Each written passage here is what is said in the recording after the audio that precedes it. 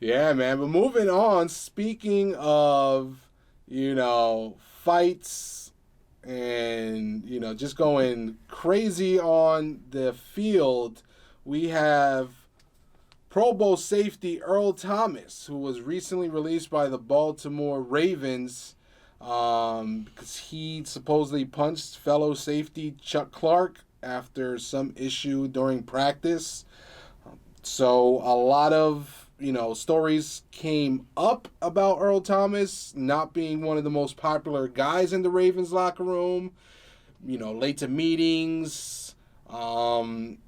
Whatever the case was, he just wasn't a good teammate, and supposedly this was basically the last straw. Him getting into this altercation with his teammate. And the Ravens really didn't want him because they could potentially take a $15 million cap hit for cutting him. Jeez. So not only is Earl Thomas a great player, a great safety that they brought over, and they had an amazing season last year, they were relying on him for this upcoming year.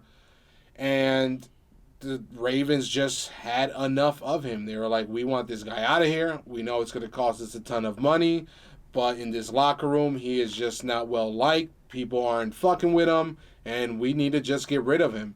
And this is not even adding that whole situation that we touched on a prior episode with his wife and the gun, and he was cheating and, running around the car with the gun and all that other shit. So a lot of shit just piled up for Earl Thomas, and the Ravens were like, hey, man, if we give up some big pass plays because we have an experienced safety, it'll be worth it because this motherfucker won't be in the locker room. That is crazy, but teams do this type of shit all the time, and Earl Thomas needs to find a new home, and just like he was rumored, before he went to the Ravens, he was rumored to the Dallas Cowboys.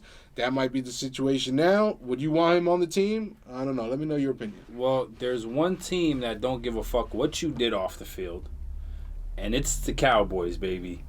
Jerry Jones, go get him on the El Cheapo. Bring him in the fucking... Who else do we got as safety anyway? Fucking just go sign the guy. If you don't work out, you cut him like the fucking Ravens did.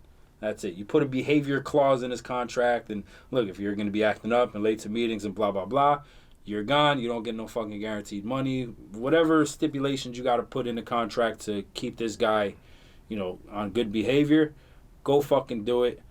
I'm all right with it. We fucking brought Greg Hardy in. Yeah. It's not, he's not worse than fucking Greg Hardy. Yeah. So I'm cool with it. I'm go get him, especially right now. It will be for cheap. It will be for fucking pennies because I don't see anybody else really picking him up.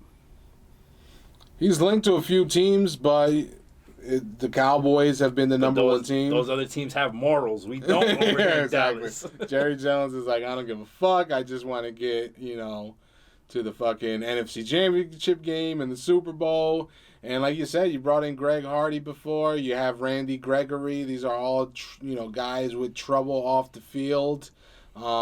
Zeke got into his fair share. Yeah, Zeke as well. So, and just historically with the Cowboys. It definitely makes sense. We'll see if Jerry Jones pulled the trigger. Supposedly Ian Rappaport came out and said the other day that the Cowboys weren't interested in him, and then Jerry Jones himself came out and said he don't know what he's talking about. Like, so Jerry Jones is telling you, like, get the fuck out of here. Like, I don't care what he did. Yeah, like, we're calling his people. He ain't gonna swing at me. Yeah, that's for sure. But and you knew it had to be more than just this little fight because fights like this happen all the time in training camp. Yeah. Guys, get frustrated. You're in the heat. You keep practicing against the same guys. You can't hit them like you would with an opponent, especially now with no preseason. You don't even have that game at the end of the week to get that frustration and anger out on someone else. So, a lot of emotions are building up. And once again, it's 2020. Yeah. So it's going to be an all-out melee at halftime in the Super Bowl this year. Little do you guys know the winner of the fight wins the trophy, not the game. I don't give a fuck how many points you got. Yeah, so...